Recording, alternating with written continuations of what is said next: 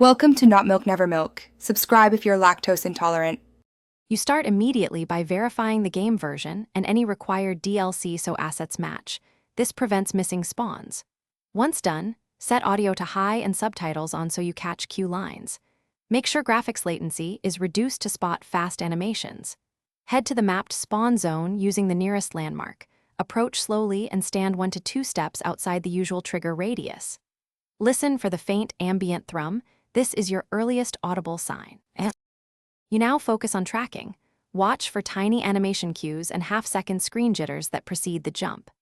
As you move, make short peeks from cover and use audio panning to triangulate the source.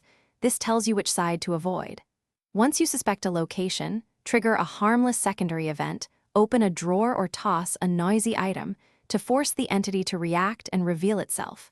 Maintain calm. The panda reacts predictably to forced stimuli, giving you the reveal you need. You finish by forcing exposure. Use a flash or bright light effect to disorient and compel the panda into visible range, then step slightly back to avoid the scare trigger while observing.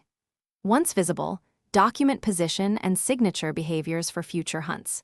If you fail to find it, make sure server sync and respawn timers match your expectations. Reconnect and re-enter the zone. One key troubleshooting tip. Record a 30 to 60 second clip and review slowed footage to catch subtle pre-spawn cues you miss live.